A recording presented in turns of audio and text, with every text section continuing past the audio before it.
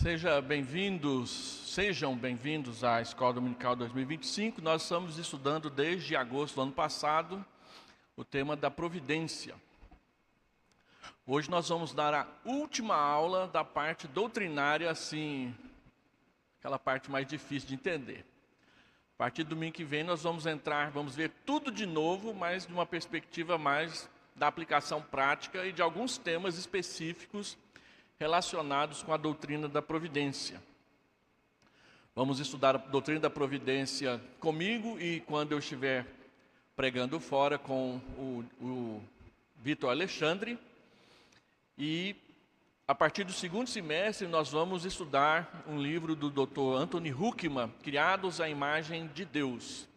Dr. Anthony Huckman foi um teólogo sistemático muito conhecido no meio reformado, faleceu na década de 90, final da década de 90, e ele escreveu 3 livros de teologia sistemática com temas específicos que são muito importantes. Nós já estudamos 2 deles aqui na igreja, e nós então estaremos fechando a chamada trilogia dele. Nós estudamos a escatologia reformada, trabalhamos isso aqui na Escola Dominical há 3 anos atrás.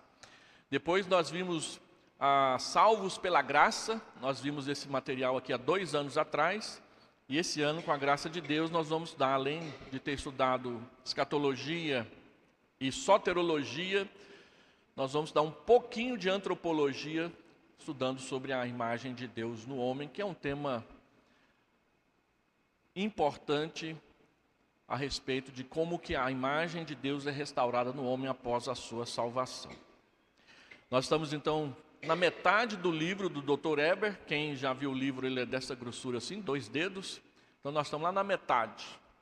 E vamos embora, porque o pastor Hélio fala demais, né? Quando nós falamos essa é a 4ª palestra a respeito do tema da concorrência, que é o assunto mais difícil não de entender, mas de aceitar. De entender também, porque tem mistério envolvido nele. E nós já estamos então na 4ª palestra. A primeira nós falamos sobre a definição e o que é causa primária e causa secundária no que diz respeito à providência divina e à concorrência, que é a participação, a cooperação, a ação de Deus em todos os nossos atos. Depois nós vimos os objetos e as características da concorrência. Em quem a concorrência acontece e através de quem ela acontece. A Bíblia diz que Deus concorre não só nas questões humanas, mas Ele concorre, Ele participa, Ele atua nos animais, na natureza criada, em todos os fenômenos da natureza. É Ele que manda a chuva, é Ele que muda as estações. A Bíblia diz que Deus participa não somente assistindo, mas coordenando, conduzindo e até produzindo essas coisas. E por fim, nós vimos alguns dias atrás o compatibilismo, que é o nome que dá a respeito de como relacionar a responsabilidade humana e soberania divina. E o compatibilismo diz que, embora essas 2 doutrinas, a responsabilidade do homem e a soberania de Deus, elas aparentemente se mostrem contraditórias, na Escritura não são, elas são compatíveis.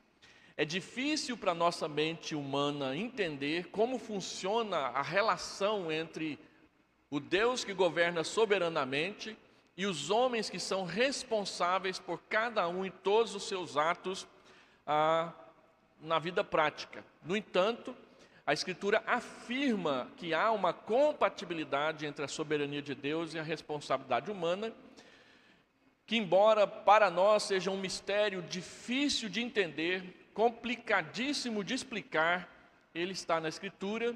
E se está na Escritura, e nós cremos que a Escritura é a única regra de fé e de conduta do cristão, então nós temos que afirmá-la e reafirmá-la, ainda que a gente tropece na forma de explicá-la, de entendê-la e até mesmo de vivê-la.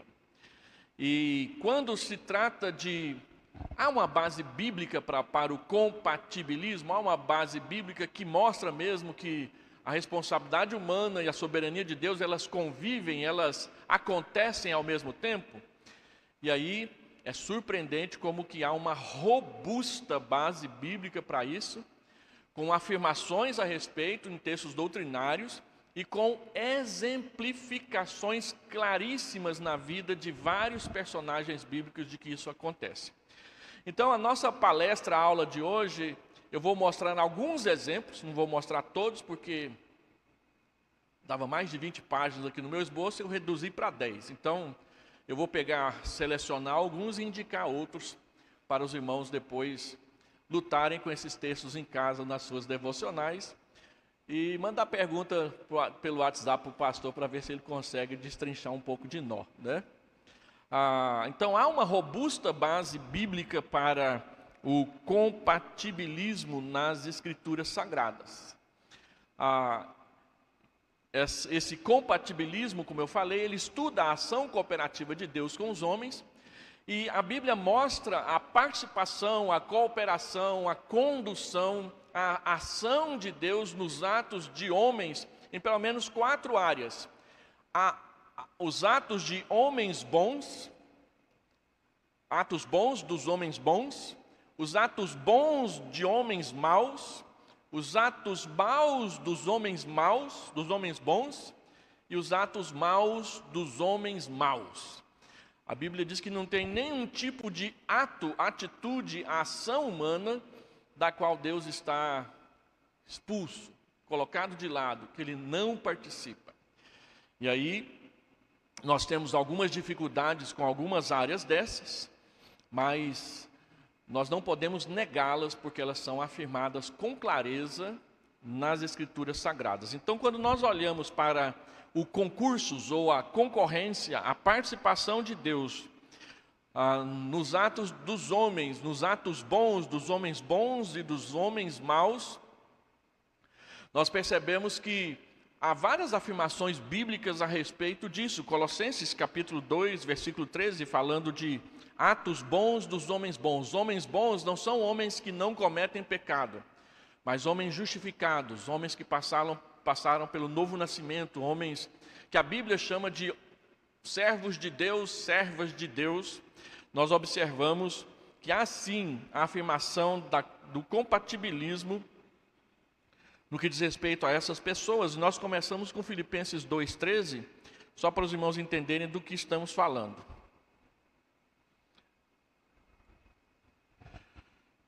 Pois é Deus quem efetua em vocês tanto o querer quanto o realizar. Deixa eu mudar a tradução aqui. Porque Deus é quem efetua em vós tanto o querer como o realizar segundo a sua boa vontade. Sua boa vontade aqui é a vontade de Deus. Paulo diz que quando nós cometemos, quando nós fazemos, quando nós realizamos atos bons, ele está falando para uma igreja que crê no Senhor Jesus. Quando nós realizamos atos bons, é Deus quem efetua, é Deus quem faz acontecer os atos bons das pessoas boas. Quando você deseja ir na igreja, a Bíblia diz que é Deus quem desperta esse desejo em você. Quando você quer cuidar de uma pessoa e praticar um ato de bondade, a Bíblia diz que é Deus quem provoca e te leva a fazer essas coisas. Todos os nossos atos bons, eles são assistidos, eles recebem a cooperação, eles recebem o impulso, eles recebem a instigação de Deus agindo nas nossas vidas. Então, Paulo diz que é Deus quem efetua em nós tanto o querer quanto o realizar. Tem gente que quer vir para a igreja, mas não vem.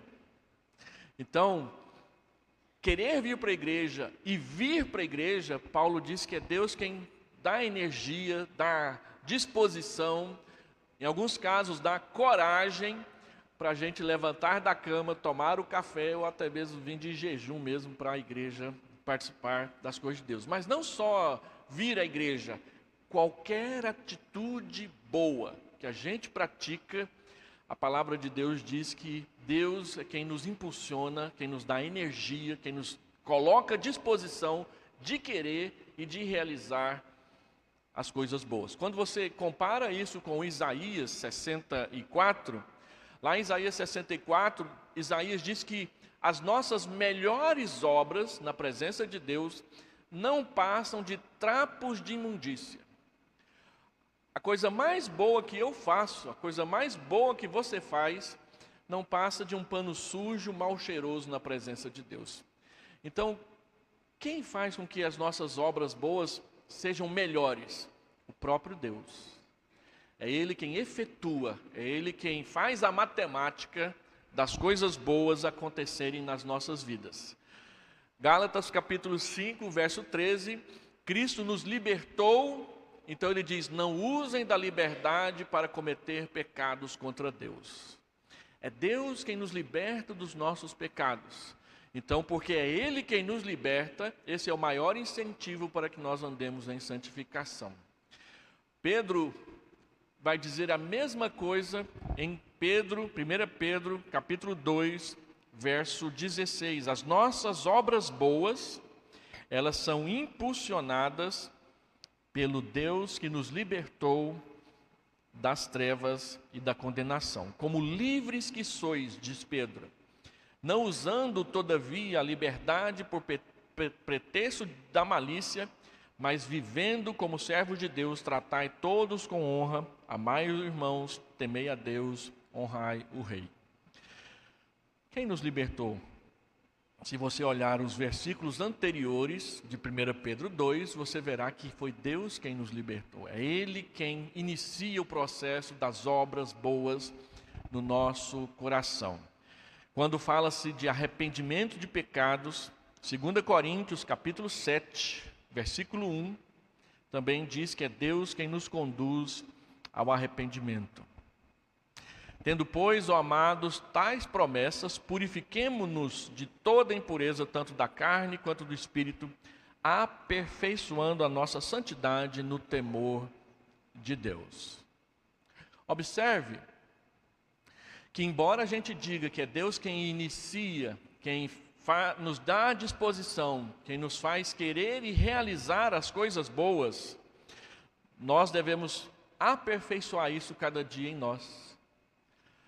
Na salvação, na justificação do pecado, a gente não tem participação nenhuma, porque Deus nos perdoa, Deus nos dá um novo nascimento quando nós estamos mortos em delitos e pecados. Mas na santificação, Ele diz que nós devemos aperfeiçoar aquilo que Deus colocou dentro de nós. Nós não somos totalmente passivos na nossa santificação. Nós participamos, embora seja Deus quem efetua em nós o querer e o realizar, somos nós que praticamos a santidade, somos nós que praticamos a obediência, somos nós que levantamos da cama, entramos no carro e chegamos na igreja. Deus participa dando a disposição e a vontade, e nós entramos com a obediência e a realização. É assim que funciona a chamada concorrência, a participação de Deus em todos os atos bons dos homens bons. Então, o Dr. Heber Campos, o autor do livro, ele diz o seguinte: na prática, todo ato bom é uma combinação de uma obra santificadora de Deus que se mostra ser também um ato de obediência do homem. A ordem correta dessa combinação seria esta: nós operamos porque Deus opera em nós. Lembra de 1 João 4? Nós amamos porque Ele nos amou primeiro. O amor de Deus provoca o nosso amor.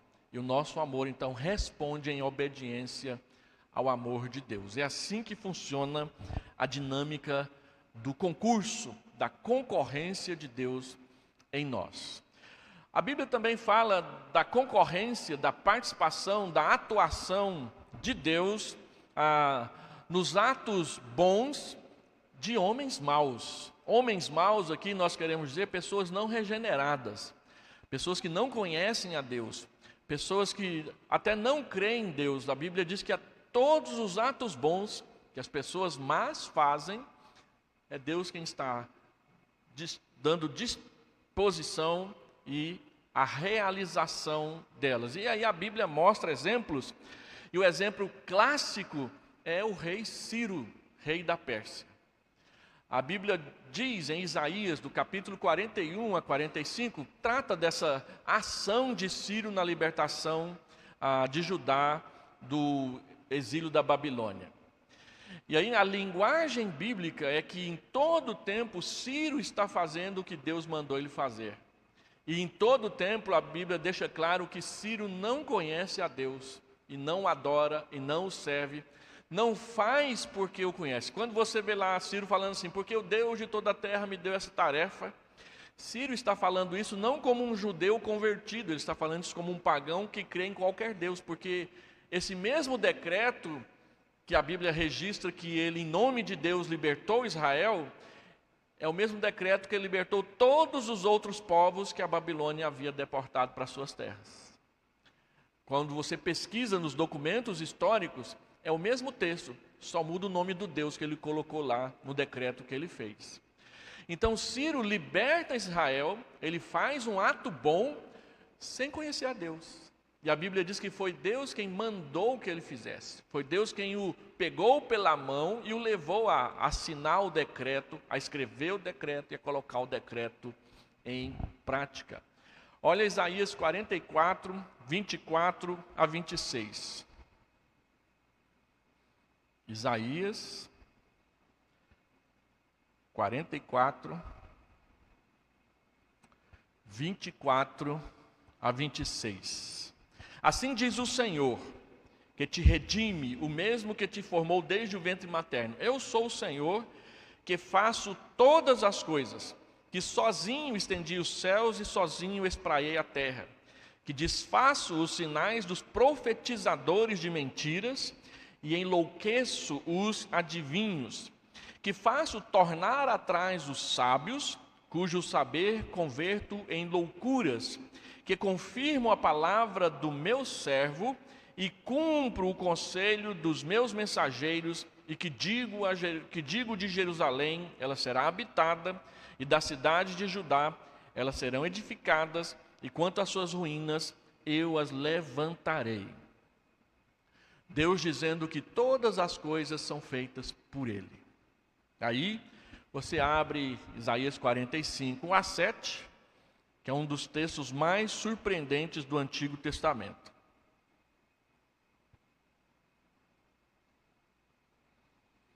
Ele continua falando de Ciro, mas em Isaías 45 ele vai mencionar o nome de Ciro.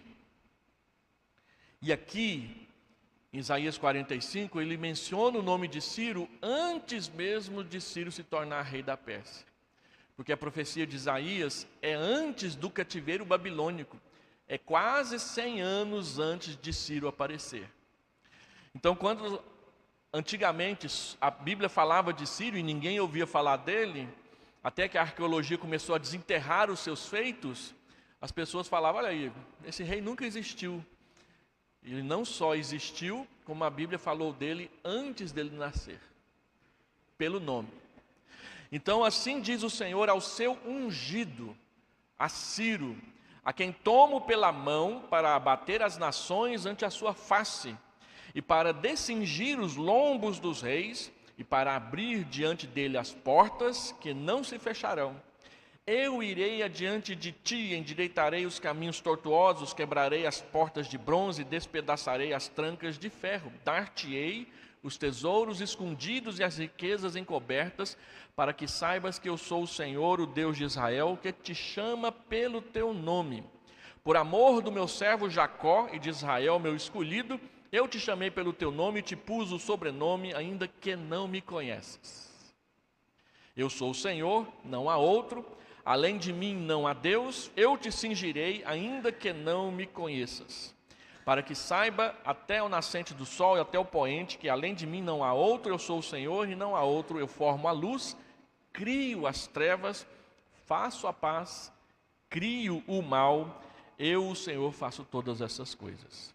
Então você vai observar algumas questões relacionadas aqui a Isaías, a Ciro, que você precisa entender. Deixa eu ver se eu coloquei aqui no meu PowerPoint. Coloquei. Primeiro, o texto diz que Deus chama Ciro de ungido do Senhor. Ungido aqui não é que Deus foi lá, mandou um profeta e derramou óleo na cabeça dele. Ungido aqui é escolhido. Alguém que Deus separou para uma tarefa, igual o Messias. Jesus Cristo é o Messias, é ungido do Senhor para a tarefa de ser o nosso Salvador, mediante o seu sacrifício na cruz. Então essa expressão ungido, embora ela seja uma expressão quase que exclusiva do Senhor Jesus Cristo, ela aparece às vezes com Deus aplicando a outras pessoas que Ele separou e escolheu para uma tarefa específica. Qual foi a tarefa específica que Deus deu para Ciro? Libertar os judeus da Babilônia. E aí, para que Deus libertasse os judeus da Babilônia, Deus deu poder para Ciro para ele libertar um monte de outros povos e fazer a bagunça mundial que ele fez na época em que ele teve o maior império da face da terra. Só o Império Romano foi maior que o Império Persa depois que ele existiu. Então, Deus o chama de seu ungido. Depois o texto diz que Deus o tomou pela mão, ou seja, Deus o conduziu. Todas as atitudes, todas as decisões, todos os decretos, todas as invasões, Deus conduziu Ciro. É o que a Bíblia está dizendo para nós. Ciro fez tudo o que ele quis, fez tudo o que ele achou que era reto, mas a Bíblia diz que foi Deus quem o levou a esse caminho. E a Bíblia diz que Deus fez isso para que ele soubesse que há só um Deus verdadeiro na terra. Embora o próprio texto diz que Ciro nunca conheceu a Deus. Deus fez coisas boas através de um homem mau. Deus fez com que ele praticasse atos bons, mesmo tendo praticado muitos outros atos maus. E esses atos bons que ele praticou fizeram com que a vontade de Deus fosse cumprida. E os atos maus que ele praticou também fizeram com que a vontade de Deus fosse cumprida no final das contas. Ciro fez tudo o que Deus quis, sem jamais ter conhecido a Deus. Então, às vezes nós ficamos temerosos quanto a governos, pessoas, gente má que resolve nos eleger para perseguir, pessoas que sempre nos atrapalham no serviço por puro ciúme, por pura inveja, por pura má vontade, por pura incredulidade, e a gente acha que estamos nas mãos deles. Nós e eles estão nas mãos de Deus. Quando a gente sabe disso, a gente toma uma postura diferente em relação a como reagir frente a adversidades, tribulações e perseguições. A gente sabe, ainda que não entenda, que a mão de Deus está conduzindo todas as coisas e Ele não permitirá que os nossos pés vacilem, porque Ele criou os céus e a terra. E mais, o texto diz que Deus usou e ensinou a Ciro sem que ele o conhecesse. Deus é tão poderoso que Ele age sem que a gente perceba. E tudo que a gente fizer, mesmo coisas erradas, no final elas vão redundar, elas vão se reverter naquilo que Deus quer fazer, que é santo, perfeito, justo e bom. Isso não quer dizer que nós devemos praticar atos maus. Isso quer dizer que nós temos que praticar atos bons. Atos maus, Deus não aprova. Ainda que na sua permissão e na sua sabedoria, que a gente não compreende plenamente, Ele sabe, como diz o Salmo, tirar glória para Ele das maldades humanas. Um outro exemplo. Então, Ciro é o exemplo claro de que os propósitos redentores de Deus são cumpridos através da atividade de um homem ímpio que recebe toda a assistência divina para realizar tudo o que ele quer. Ciro foi o rei poderoso que ele foi graças à benevolência de Deus que agiu na sua vida. Senão ele não seria. As pessoas que governam o mundo hoje estão onde estão, não é porque são poderosas, não é porque são espertas, não é porque sabem aniquilar arquivo morto. Elas estão onde estão porque Deus os conduziu até lá e Deus permitiu que elas estejam até lá.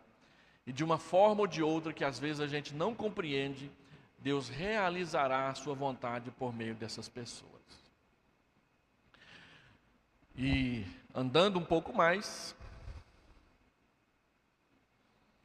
nós vemos então o concurso de Deus e do homem nas coisas más. Essa é a parte mais difícil dessa matéria, dessa doutrina.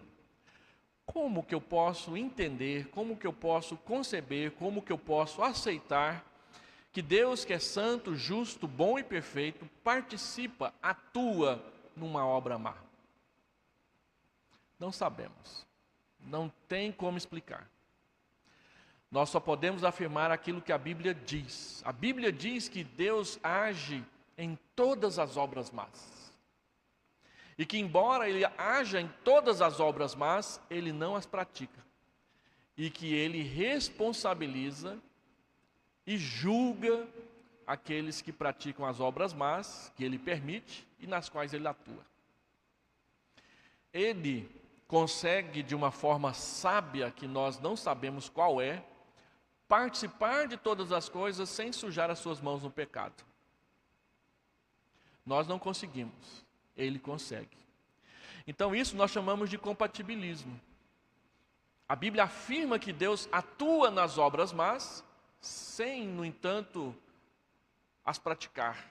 E Ele julgará todos aqueles que praticam as obras más. E a Bíblia diz que quem pratica uma obra má, pratica porque quis. Deus não as obrigou a fazer, embora Ele as conduziu nesse processo. Nós não entendemos, nós não compreendemos, mas nós afirmamos porque a Bíblia afirma. E Deus, Ele não se amolda ao jeito que a gente quer que Ele seja. Ele só revela quem Ele é e nós temos que aprender a lidar com isso. E assim, então, o grande problema dentro da teologia cristã, mesmo nos círculos reformados, que é o nosso, tem sido de conciliar a relação de Deus com os atos maus dos homens. É neste assunto do compatibilismo que está o centro de muitas divisões dentro do cristianismo. Arminianos não concordam com o que eu estou falando aqui de forma alguma. Não existe isso, eles dizem. No entanto, nós mostramos os textos bíblicos para eles. Olha, o texto está dizendo que Deus foi lá e fez. O texto está dizendo que Deus criou o mal. O texto está dizendo que Ciro, um homem mau, só foi quem foi porque Deus o conduziu. Deus o pegou pela mão e o levou até onde ele foi. E ele foi até onde ele foi, não foi só libertando pessoas e fazendo coisas boas. O exército persa era mau. Derrotou os babilônios, que eram ruins demais, que havia levado Judá para o cativeiro. Eles faziam coisas cruéis com os seus prisioneiros. A história mostra como que eles conquistaram, e muitas vezes por pura cobiça de poder e querer dominar. Nada além disso. Mas a Bíblia diz que foi Deus quem o tomou pela mão. Então, o que a Bíblia diz, eu não posso negar. Agora, como eu vou compatibilizar isso? A única forma é de afirmar que tanto uma coisa quanto a outra estão nas Escrituras e nós temos que estar atentos a elas. Então, a grande dificuldade está no entendimento de termos como soberania. O que quer dizer quando falamos que Deus é soberano? Deus é soberano, mas Ele não controla os atos maus? Como que Ele consegue conduzir a história se Ele não está envolvido em todas as coisas? Sem controlar todas as coisas? Palavras como liberdade. Liberdade quer dizer autonomia. O homem é livre, então ele está completamente autônomo, separado de Deus. A Bíblia diz que não. A Bíblia diz que o homem é completamente dependente de Deus. Então, liberdade não é o que as pessoas lá fora dizem, né? Nós falamos de livre agência. Livre-arbítrio e livre-agência.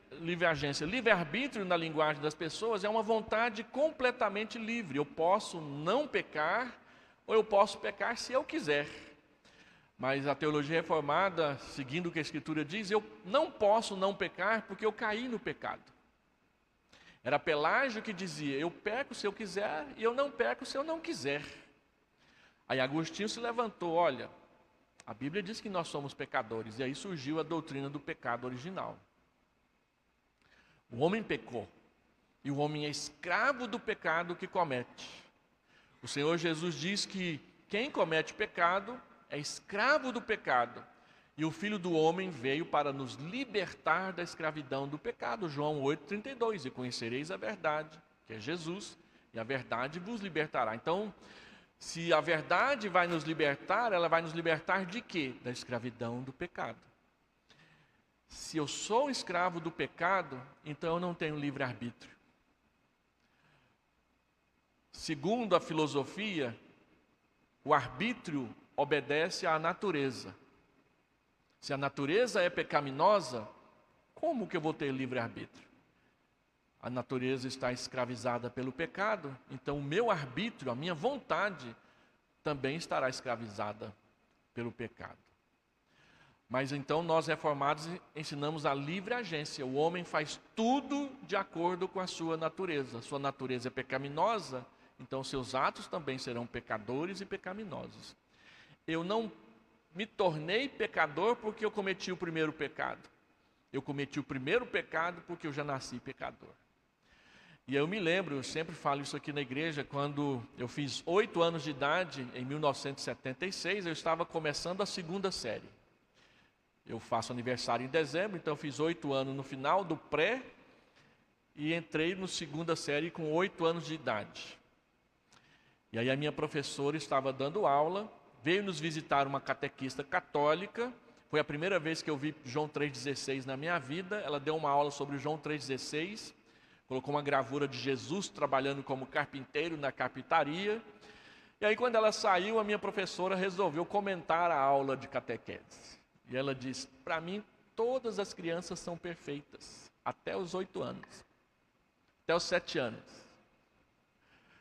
Então, você só se torna pecador quando você faz 8 anos. Aí eu senti que eu era pecador, que eu tinha acabado de fazer 8. Então eu virei pecador só porque eu fiz 8 anos? Que coisa maldosa, né? Não, nós já nascemos pecadores. Em pecado me concebeu a minha mãe, não quer dizer que o ato sexual é pecaminoso, mas que eu já nasci dentro do governo do pecado, por causa da queda do homem no pecado. E então nós temos livre agência, nós fazemos tudo de acordo com o que queremos, e o que nós queremos é escravizado pelo pecado. Muitas vezes a nossa melhor obra não passa de um pano velho mal cheiroso, um trapo de imundícia, diz Isaías 64.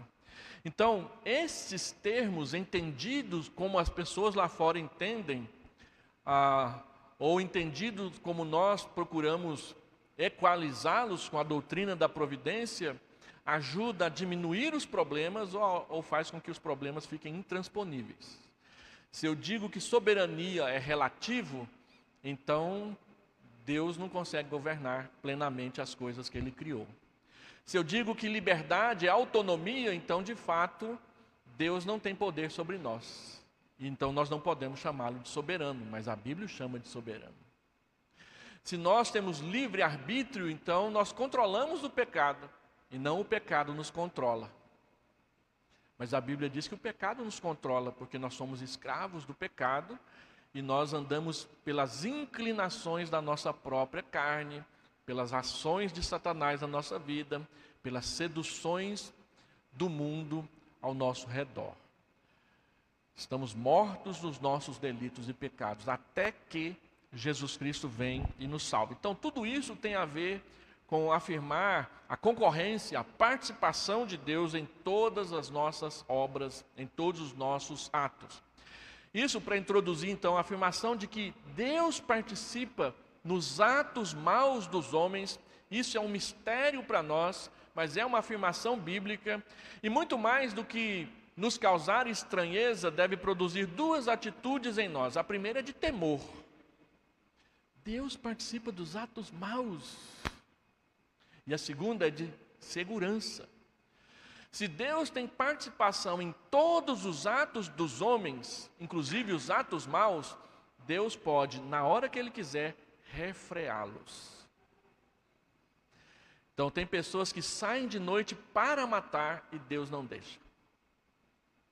Eu conheci a história de um membro de uma igreja presbiteriana que um dia sofreu nas mãos de um agiota e ele resolveu matar o cara. Aí ele foi lá, comprou uma arma ilegal, botou na cintura e ele era um estivador, ele carregava sacos pesados no porto de Belém do Pará. Ele sabia que o camarada ia passar por lá, botou a arma na cintura, botou um saco nas costas para carregar, e ele disse: quando eu cruzar com ele, eu dou um tiro na cara do coitado. Só que enquanto ele estava andando lá e levantou o saco e colocou na cacunda, nas costas, a camiseta levantou e a arma apareceu, e quem estava do lado dele era um policial militar, que resolveu segui-lo. E quando ele chegou próximo ao cara que ele queria matar, o policial o prendeu. E ele ficou 3 anos na prisão por porte ilegal de arma e por não tentativa, porque não chegou a tentar, mas pelo planejar um assassinato, um irmão da Igreja Presbiteriana do Brasil. E aí, quando eu estive pregando lá no Pará, ele me contou essa história. Pastor, Deus me livrou, porque se eu tivesse matado ele, eu não ia ficar, não era só 3 anos na prisão, não. Deus usou aquele policial para refrear o desejo pecaminoso do meu coração. Se Deus participa nos atos maus, e a Bíblia diz que a sua participação não é uma participação pecaminosa, mas é uma participação santa, Deus pode permitir que o ato mau seja concretizado, mas Ele pode também refreá-lo. Saber que Deus participa dos atos maus deve causar temor no nosso coração para nós não nos envolvermos profundamente com atos maus. E também deve nos causar paz e consolo, porque se Deus está ali, mesmo em meio ao desenvolvimento, à realização do ato mau, Ele pode pará-lo a hora que Ele quiser, por amor a nós, o seu povo. Então, vamos entrar aqui na matéria que arrepia. O exemplo de José é o exemplo clássico da Bíblia. Quanta coisa má aconteceu a José, e coisa má feita por gente boa, os patriarcas, os irmãos dele, todos ali pertencentes à família de Jacó, o povo de Deus. Aí eles ficam com inveja de José, todo mundo conhece a história de José. Chega um determinado momento que Jacó diz: vai ver como é que estão seus irmãos, e ele está chegando, e os irmãos olham para a cara um do outro e falam assim: lá vem o tal do sonhador. Vamos jogar ele dentro de uma cisterna. Vamos vendê-lo como escravo para o Egito.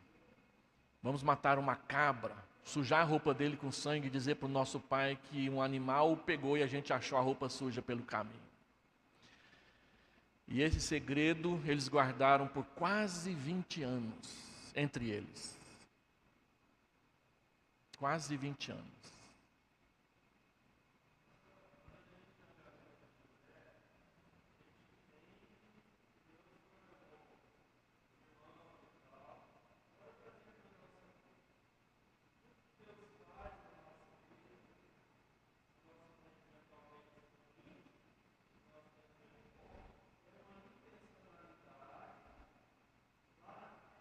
Sim.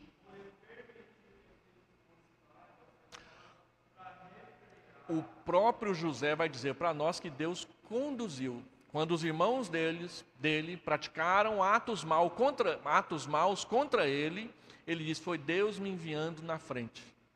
Deus pegou as coisas más que vocês fizeram contra mim e fez coisas boas a partir delas.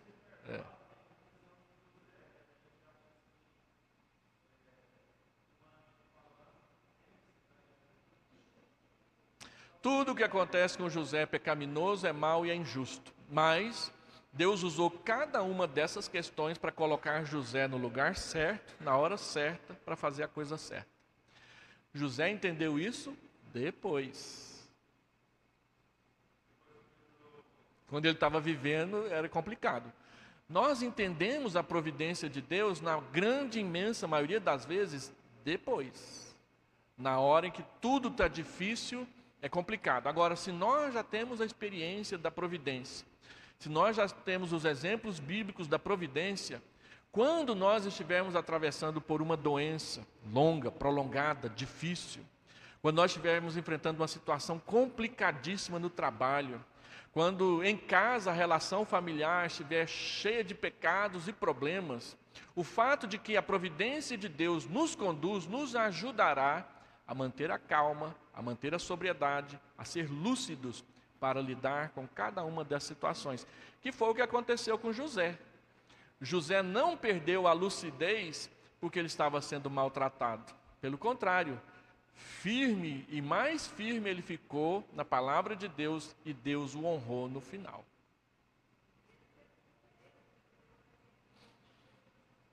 Sim.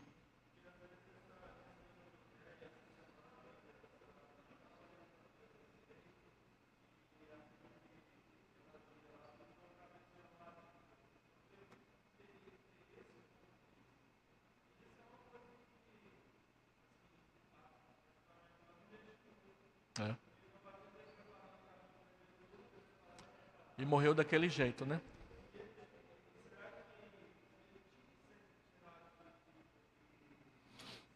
Nos caminhos da providência divina, Deus programou aquilo para ele. Mas na eternidade, que é muito maior, a Bíblia diz que ele é o maior dos profetas, sem ter feito um único milagre.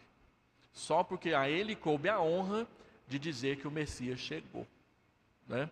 Então, às vezes, quando a gente olha a história acontecendo, parece que está tudo ruim, está tudo mal, Deus está longe da gente. Mas a doutrina da providência diz que não é assim. Deus está perto, no sofrimento, na dor, na perseguição, no pecado. Em tudo que acontece que é mal, Deus está ali, de alguma forma, sábia, bem-aventurosa, participando, permitindo maldades, permitindo sangramentos, permitindo dores, desconfortos, tribulações. Mas a Bíblia diz que a intenção dele jamais é nos deixar na sarjeta e quer cuidar de nós. E se nós formos os protagonistas das coisas pecaminosas que estão acontecendo, ele nos julgará por cada uma dessas coisas. Então, José foi maltratado e vendido por seus irmãos. José percebeu e testemunhou a ação providencial de Deus no decorrer de todos os acontecimentos. E houve uma combinação entre os atos de Deus e os atos dos homens na concretização da vontade de Deus. José diz com todas as letras para os seus irmãos: vocês me venderam, vocês me maltrataram, vocês fizeram o mal contra mim e Deus transformou tudo isso em bem. A tradução literal do texto bíblico não é que Deus transformou o mal em bem. Deus não pegou o mal, fez um abracadabra, ocus pocus e ele virou bem. Outro dia, Clarice conheceu a história da Cinderela. E aí ela conheceu a história da abóbora que virou carruagem. Aí nós fomos lá na chácara e tinha uma abóbora igualzinha lá no terreno. Ela pegou uma varinha e começou bip-ti-bop-ti-bom, bip-ti-bop-ti-bom. Vovó, ela não vira carruagem. Não faz uma mágica para acontecer. Deus não é a fada madrinha da varinha de condão, não é? O que a Bíblia diz é que os irmãos José fizeram o mal e Deus fez o bem. Não é que Deus pegou o mal e fez ele virar bem. Deus fez com que as coisas boas superassem, ultrapassassem, vencessem as coisas más. Deus não retirou o mal estava lá, estava feito. Ele foi vendido, ele foi escravizado, ele foi acusado de fornicação e de adultério. Ele ficou preso, ele foi cerceado na sua liberdade. Transformar esse bem é usar tudo isso para que, no final, José fosse honrado. Então Deus não retira o mal, Ele o suplanta. Ele o ultrapassa com as coisas boas que Ele nos dá e que Ele faz em nós e através de nós. O exemplo de Davi, não o do adultério de Batseba, mas o do censo. A Bíblia diz em 2 Samuel 24:1 que Deus incitou Davi a fazer um censo e depois o castigou pelo censo que ele fez. A palavra lá é incitou. Mas quando você lê o texto paralelo, o texto que conta a mesma história, 1 Crônicas 21 diz que foi Satanás que incitou Davi, não Deus. Ou seja, Deus usou Satanás para que Davi fizesse aquilo. Mas quando Deus mostra para Davi que aquilo é pecado, 2 Samuel 24:10, Davi reconhece que a ideia foi dele. E que, portanto, Deus era justo em condená-lo. Então, na mesma história, nós temos o texto dizendo que foi Deus que começou aquele negócio, que foi Satanás que começou aquele negócio, e que foi o próprio Davi que começou aquele negócio. Isso é o que nós chamamos de compatibilismo e concorrência. Deus participou de tudo aquilo sem que Deus praticasse o mal. E quando Davi reconheceu que o que ele tinha feito era pecaminoso, Deus o castigou.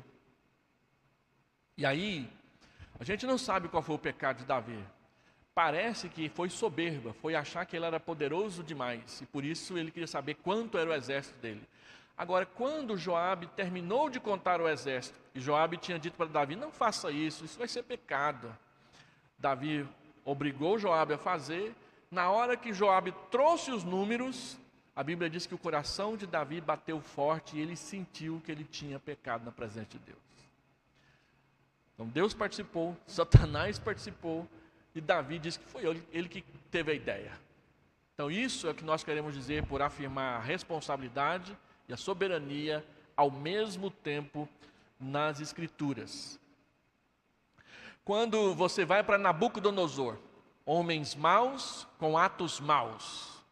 Nabucodonosor, a Bíblia diz que foi Deus quem decretou a invasão de Nabucodonosor sobre Judá, está escrito em Gênesis 25. Eu vou pegar o Nabucodonosor, vou pegá-lo lá no norte, vou trazê-lo até aqui, vou levar meu povo cativo. Através de Nabucodonosor.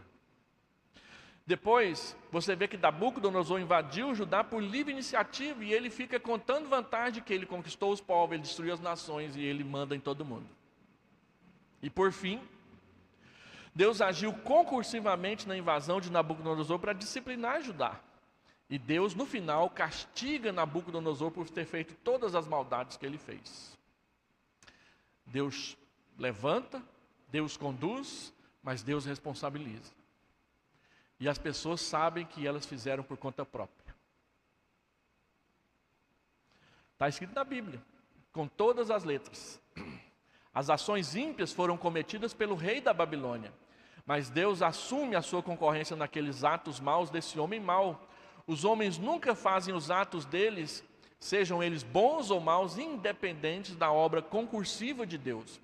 Deus é quem inclina o coração do rei para onde ele quer, porque ele é suficientemente soberano para ter os seus decretos cumpridos. Mas Deus faz de tal forma que o ato pecaminoso é somente das criaturas, não dele. É o que a Escritura afirma. Quando os homens lá fora chegam a essa conclusão, eles estão vendo, Deus é mau. Ele é culpado de tudo. Né? É assim que as pessoas falam quando elas entendem isso na Escritura sem crer na palavra de Deus. E o mesmo padrão é encontrado nas narrativas de Jeroboão, de Roboão, de Senaqueribe e de Absalão. Ou seja, esse padrão de Deus levanta, a pessoa vem, a pessoa faz por conta própria e Deus castiga, é abundante nas Escrituras. Ou seja, a concorrência, a participação, a ação de Deus simultânea à ação dos homens, nos atos bons, nos atos maus, é claramente afirmada nas Escrituras. O nosso problema não é entender que a Escritura afirma. O nosso problema é tentar entender como funciona. Como funciona um Deus santo participando de um ato pecaminoso? É isso que é difícil entrar na nossa cabeça. A Bíblia diz que Deus participa de um ato pecaminoso de tal forma que ele não se suja com ele. E a Bíblia diz que todo ato pecaminoso é responsabilizado por Deus sobre aquele que o praticou. Eu não tenho como fugir disso. Eu preciso afirmar isso todas as vezes que eu leio as Escrituras, porque está lá. Essa que é a grande questão. Então, Deixa eu fazer algumas aplicações. Primeira delas, a concorrência divina nas ações humanas continua sendo um mistério desconcertante para a nossa fé. Ele está lá e nós sabemos que é difícil conciliar, mas ele está lá. Ou eu duvido e não creio, ou eu creio e me submeto. Senhor, eu não entendo a concorrência, eu não entendo a providência em tudo que ela é, mas é o que a Bíblia diz que o Senhor faz. Eu creio no Senhor, eu sei que o Senhor é santo, eu sei que o Senhor é justo e eu sei que o Senhor é bom. Então o Senhor administrará isso de tal forma que no final das contas o bom será tirado do mal. É assim que a gente tem que aprender a lidar com essa questão. Mas que é difícil, é complicado, faz a gente ficar com a cara vermelha diante dos nossos acusadores. É verdade, é um mistério. Assim como a Trindade é um mistério, assim como a encarnação de Cristo é um mistério, a ação de Deus soberanamente, na responsabilidade humana, na sua liberdade, também é um mistério para nós. Continua sendo um mistério para nós. Só que ela está lá, está na Bíblia, e nós cremos na Bíblia. Segundo,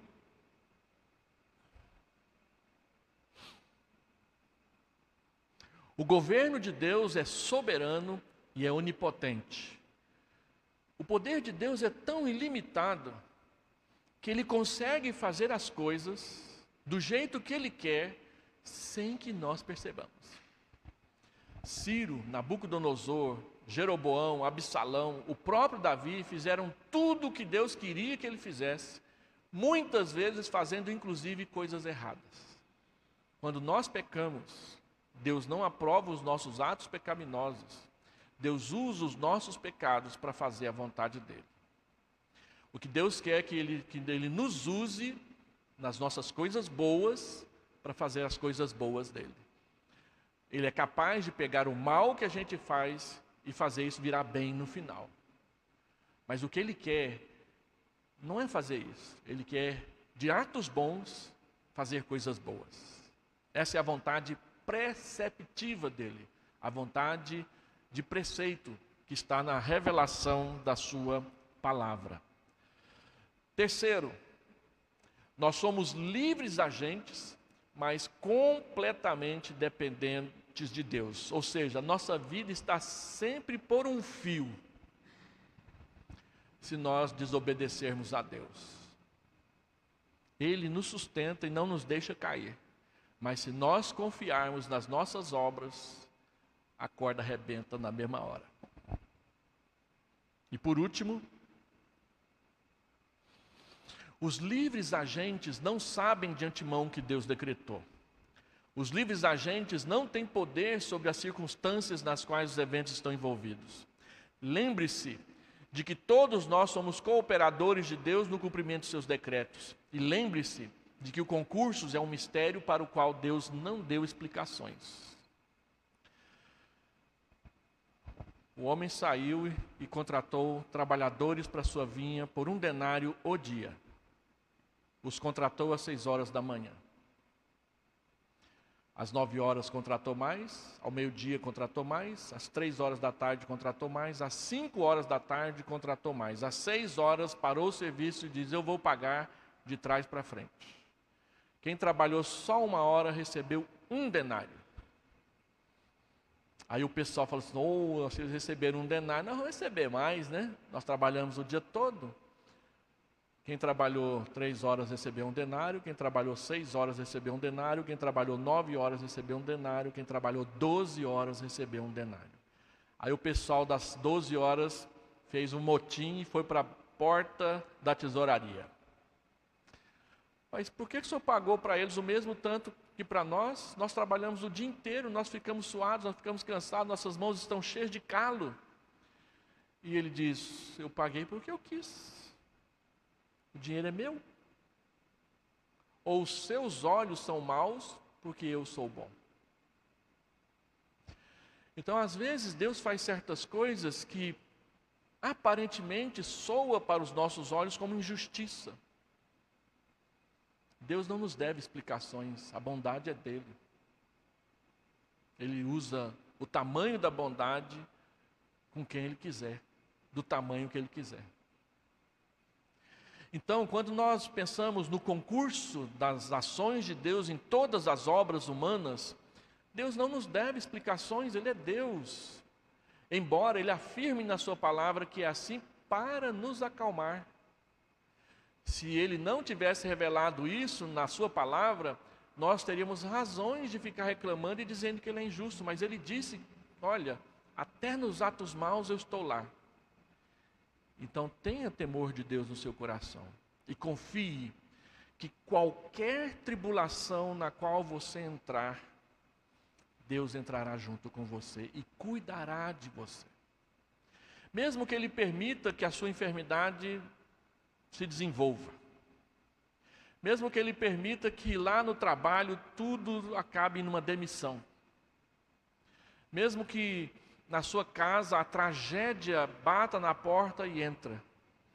O consolo de que o Deus eterno está ali cuidando, protegendo e amparando em meio às coisas más, acalma o coração, tranquiliza a alma e ajuda com que as lágrimas sejam menores, ainda que elas sejam permitidas de acontecer. Confie no Senhor em todas as circunstâncias e Ele te conduzirá pelas veredas da justiça. Vamos orar? Pai, nós sabemos que esse assunto não é fácil, é complicadíssimo, e ele nos aperta o coração e dá um nó na nossa mente. Mas está na Tua palavra e nós cremos. Ensina-nos a conviver com esse assunto de tal forma que a nossa alma não fique aflita, que a nossa fé não seja vacilante e titubeie, e que o nosso amor por Ti não diminua, mas aumente firmemente. Que a Tua graça, que é melhor e maior do que a vida, nos ampare em todas as nossas dúvidas, em todas as nossas indagações, e que as nossas mentes sejam alimentadas e tranquilizadas pela verdade revelada na Tua palavra, até que, na eternidade, quando morarmos com o Senhor, e a nossa mente for mais clara, e o Senhor assim desejar, o Senhor explique para nós como tudo funciona. É a oração que nós fazemos, em nome de Jesus, o Salvador. Amém. Espero que esse assunto não te cause uma indigestão na hora do almoço. E agradeça a Deus pela providência do almoço gostoso que você vai comer hoje. Deus abençoe.